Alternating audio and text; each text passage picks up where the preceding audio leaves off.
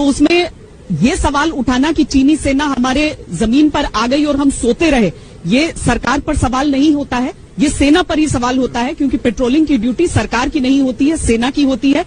दोस्तों, सुना आपने कितनी बेशर्मी के साथ आज गोदी मीडिया हर तरफ मोदी सरकार के बचाव में है। मैंने आपको जो वीडियो दिखाया, इसमें दो तथाकथित देशभक्त पत्रकार, अपने आप को राष्ट्रभक्त कहने वाले रोहित सरदाना और श्वेता सिंह, कैसे हमारी सेना के ऊपर टिप्पणी कर रहे हैं, कैसे मोदी सरकार के बचाव में सेना का कह रहे हैं कि सवाल तो सेना से बनता है। ये गोदी मीडिया नहीं है तो क्या है? इनका कहना है कि पेट्रोलिंग की जिम्मेदारी सरकार की नहीं होती बल्कि सेना की होती है, इसलिए सवाल सरकार से नहीं सेना से पूछिए। दोस्तों, क्या बेशर्मी में अब कोई गुंजाइश बची है? क्या अब भी इनको गोदी मीडिया नहीं करें? चीन ने भारत के 20 सैनिकों को शहीद कर दिया।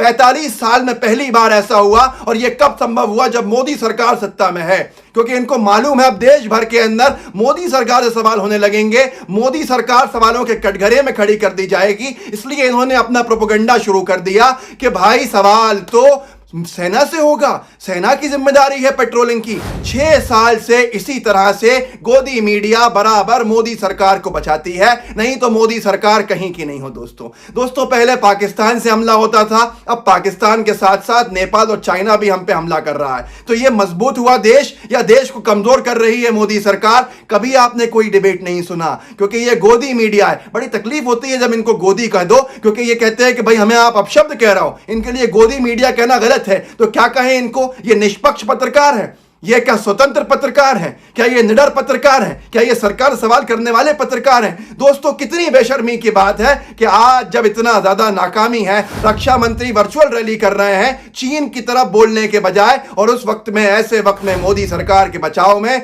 ये पूरी गैंग उतर गई है। सिर्फ यही नहीं, मैं एक और गिनाता हूं, यही इसी ग्रुप की बात है, और उनका नाम है राहुल कंवल साहब। राहुल कंवल साहब ने क्या ट्वीट किया था जब यूपीए कांग्रेस की सरकार थी, वो बताऊंगा, और आज क्या किया बताऊंगा। राहुल कंवल अंग्रेजी में ट्वीट आप पढ़ सकते हैं यहां पर, यह कहा था आज से 6-7 साल पहले 2013 सितंबर में, जब चीन से हमारा विवाद हुआ था, थोड़ा सा छोटा मोटा, उस वक्त ही राहुल कंवल साहब ने कहा था कि एंटोनी ये कह रहे हैं, एक एंटोनी साहब को, जो कांग्रेस की सरकार में, यूपीए सरकार में डिफेंस मिनिस्टर थे, इन्होंने उनका कहा था कि साहब हमने सवाल किया चाइना के जमीन कब्जा करने के ऊपर, तो एंटोनी ने अपने हाथ जोड़ लिए, और शायद ऐसे ही हाथ उन्होंने चीन की सरकार की तरफ भी जोड़े हैं। और यहां पर अब वक्त आ गया है, ये हमें आंखों के अंदर बुली कर रहे हैं लोग, और इन्होंने उस वक्त सरकार को कटघरे में लाए खड़ा किया था। तब इनसे किसी ने कुछ नहीं कहा, लेकिन आज यही राहुल कंवल मोदी सरकार के लिए गोदी मीडिया का किरदार निभाते हुए क्या लिखते हैं कि बहुत सारे कैसेंडर्स हैं, ड्राज हैं, जो इस वक्त खुश हो रहे हैं मोदी सरकार की पीछे हटने के ऊपर चाइना से। आज दोस्तों, ये समय है, ये पूरी की पूरी बात भारतीय सेना की है, और आप अपनी डर्टी पॉलिटिक्स, पेटी पॉलिटिक्स को पीछे रखिए, अपनी जलन को पीछे रखिए। ये इंडिया वर्सेस चाइना है, ना कि भाजपा वर्सेस चाइना। पॉलिटिक्स इंतजार कर सकती है, तो क्यों ना कहे कोई इनको गोदी पत्रकार।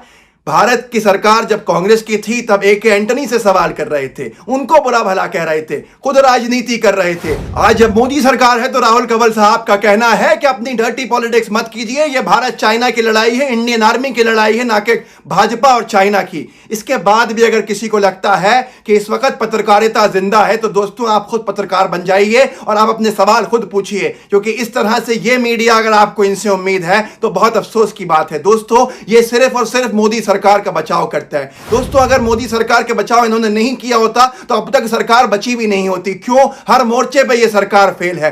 भारत में सबसे ज्यादा बेरोजगारी इनके कार्यकाल में अब बढ़ी है, सबसे ज्यादा कारोबार ठप हुए हैं मोदी सरकार में हुए हैं, सबसे ज्यादा सेना के ऊपर हमले हुए हैं मोदी सरकार में हुए हैं, पाकिस्तान के हमले कई गुना बढ़ गए मोदी सरकार में, नेपाल ने पहली बार हम पे फायरिंग करी मोदी सरकार के अंदर, हमारे एक आदमी को शहीद कर दिया नेपाल की पुलिस ने मोदी सरकार के अंदर, हमारे 2 नागरिकों को घसीट कर हमारे क्षेत्र से ले गए मोदी सरकार के अंदर नेपाल, और उसको मारा पीटा और फिर छोड़ दिया, जिसने अपना दुख दर्द सुनाया और हमने आपके साथ साझा किया। चीन ने हमारे 20 जवान शहीद कर दिए, 45 साल में ऐसा नहीं हुआ था, वो मोदी सरकार के कार्यकाल में हुआ। पर गोदी मीडिया खामोश है। अगर आपको अब भी लगता है दोस्तों कि आप इन पर भरोसा करके इनके हिसाब से अपना वोट डिसाइड करते हो, तो मेहरबानी करके चैनल्स देखना बंद कर दो। रवीश कुमार सही कहते हैं कि अगर आप सब कुछ अच्छा करना चाहते चाहते हैं तो बिल्कुल चैनल्स का बहिष्कार कर दीजिए, खबरें देखना बंद कर दीजिए। आपको हैरत होगी कि मैंने जैसा आपको दिखाया, श्वेता सिंह, रोहित सरदाना